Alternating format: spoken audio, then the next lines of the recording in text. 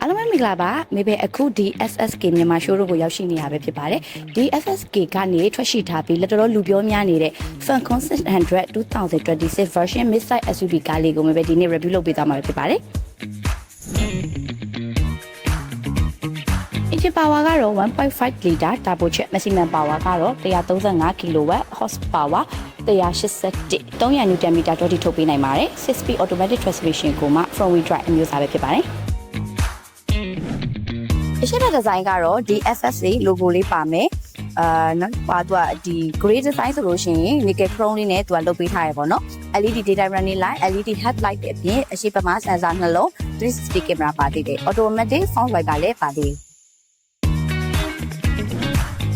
အရှိဘက်မှာက MacPherson suspension နဲ့နောက်ဘက်မှာဆိုလို့ရှိရင် multi-link independent suspension တွေကိုသုံးပေးထားပါတယ်။အလွိုင်းဝီကတော့19 inch ရှိတယ်။ ground clearance ဆိုလို့ရှိရင် 7.87 အောင်မြင့်နေပေါ့နော်။ tire pressure sensor တွေလည်းပါမယ်။ keyless entry side mirror မှာဆိုလို့ရှိရင်360 camera နဲ့ blind spot လည်းပါသေးတယ်။အနောက်ဘက်မှာကတော့ mini spoiler, back wiper, LED tail light အောက်ဘက်မှာ DFSA logo နဲ့ sensor လေးလုံးပါပါတယ်။နောက်ဘုတ်ပိတ်ကတော့ auto ပါ။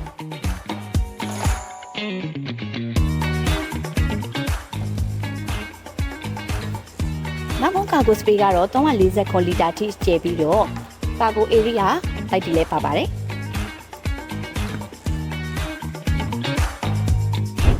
အတွင်းမှာဒီဇိုင်းကတော့သူထိုင်ကုန်နေ steering တွေကိုတော့ premium leather နဲ့လုပ်ပေးထားတဲ့အတွက် leather recent နဲ့ပေါ့နော် driver seat ဘက်က power adjust ဆိုလို့ရှိရင်6မျိုးထိရပြီးတော့ passenger ဘက်က power adjust ဆိုလို့ရှိရင်4မျိုးထိရပါတယ်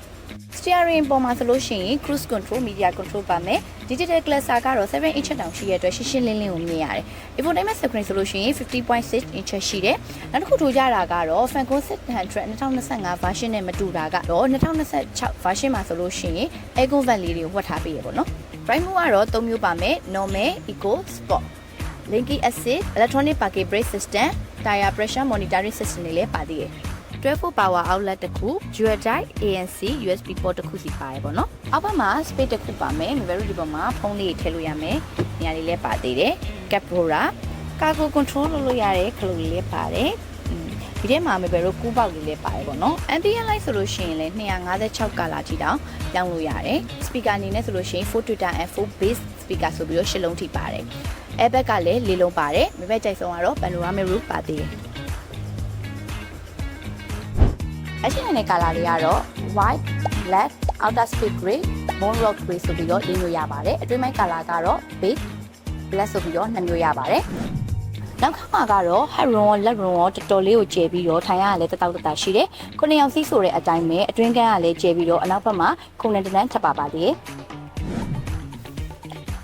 Emerald Day cat orari aircon USB port တစ်ခု mini storage space တစ်ခုပါသေးရပေါ့နော်Falcon 600ဒီကားလေးရဆိုလို့ရှိရင်အတွင်းပိုင်း fashion တွေကလည်းတော်တော်လေးကိုစုံတဲ့အပြင်အတွင်းပိုင်း design ဆိုလို့ရှိရင်လည်း sporty look ဆန်တဲ့အတွက်မိသားစုနဲ့ပဲဖြစ်ဖြစ်တငယ်ချင်းတွေနဲ့ပဲဖြစ်ဖြစ်ပေါ့နော်မျိုးတွင်းရောမျိုးပေမှာမောင်းလို့ကောင်းမဲ့ကားလေးတစ်စီးပဲဖြစ်ပါတယ်